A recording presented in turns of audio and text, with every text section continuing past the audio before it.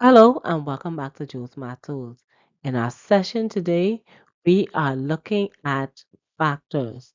So yes, we are looking at what are factors, how can you identify them, and what are some key tips that you can apply to help you identify your factors. And if you want to learn about factors, make sure that you stay tuned.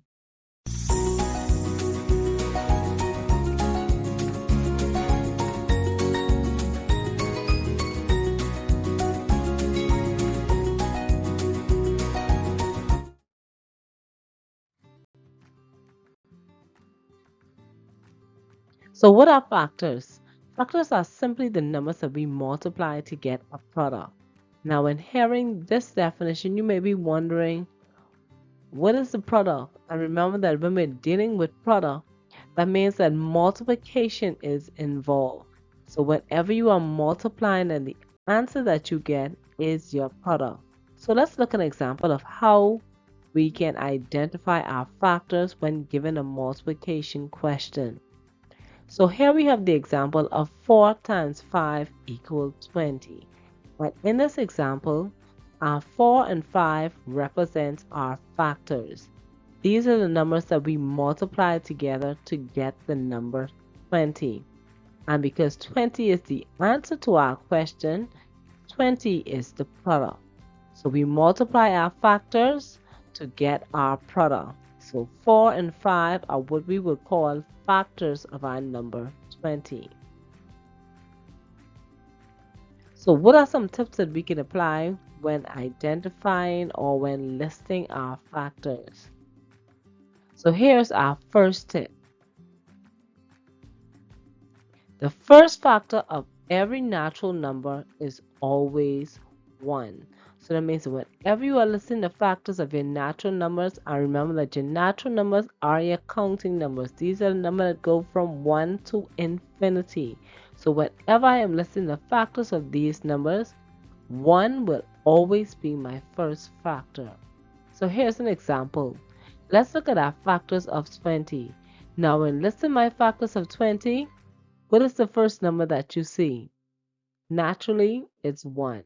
So 1 is the first factor of my number 20. Our second tip, the last factor of every natural number is always the number that you are listing the factors of. So that means that whenever you are listing your factors, the last number of your factor should always be that number. So once again, let's look at our factors of 20.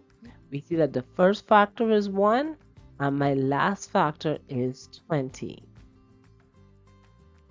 So for our third tip, you must remember that all the factors must be less than the number that you are listing the factors of. So when looking at my example for my factors of 20 once again, notice that all of the factors that I listed for the number 20 are smaller than that number. So that means that anytime that you're listing the factors and you're tempted to put a number like, let's say, 40 there, remember that if 40 is larger than 20, then it is not a factor of 20. So how do you list the factors of a number? So how do we list our factors?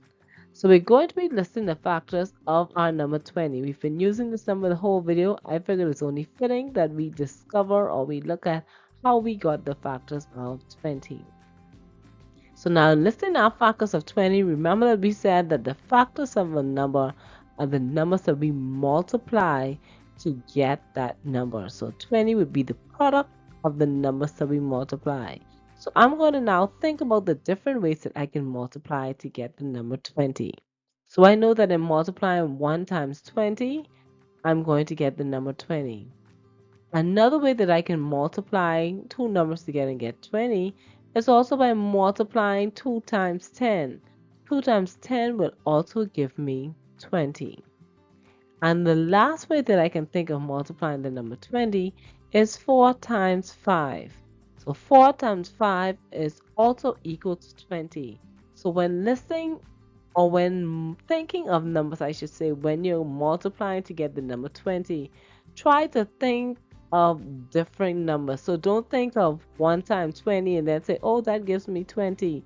And then once again think and say, oh, 20 times 1. Because remember that 1 times 20 or 20 times 1, these two are still the same factors. We still have a 1, we still have a 20.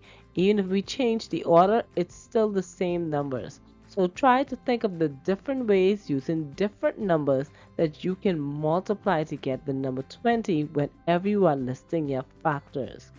So now in identifying my factors for the number 20, these numbers that are around my multiplication sign, which we identified earlier as the factors, will be the factors of 20.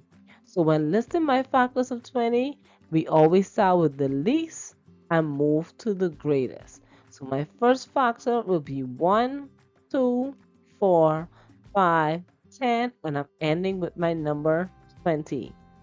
So these numbers would be my factors of the number 20. So why don't you try listing the factors of the number 25? Remember to think of the different ways that you can multiply to get 25 without repeating the same numbers again. So when listing my factors for 25, the first one or the first way that I can think of multiplying to get 25, of course, it's going to be 1 times 25. Because 1 times 25 will give me 25. And the other way that I can think of multiplying to get 25 is also going to be 5 times 5. Because 5 is a square number, and when 5 is multiplied to itself, it also gives me 25. Now, other than that, I can't think of any other way that I can multiply to get 20. Remember to try avoid also adding numbers together to get 25. I know sometimes that error does slip in, and sometimes students tend to add numbers to get 25 or to get the factors for the numbers that they're trying to work over. Please be careful with your operation sign. And now once again, the numbers that are around my multiplication sign are what's going to be my factors of the number 25. Now when listing my factors for this number, notice I only have 1, 5, and 25. So when listing your factors, remember that we never repeat a number. So if a number appears twice because we have a square number, that number is still listed only once. So I will put 1, 5, and 25. And those will be my factors of 25. Okay, so there you have it.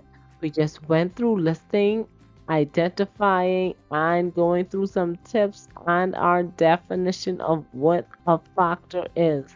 And I hope this video is very helpful to you. I hope that if you had any queries as it relates to listing factors, what is the definition, how can I identify them, or anything of the sort, that I was able to help you.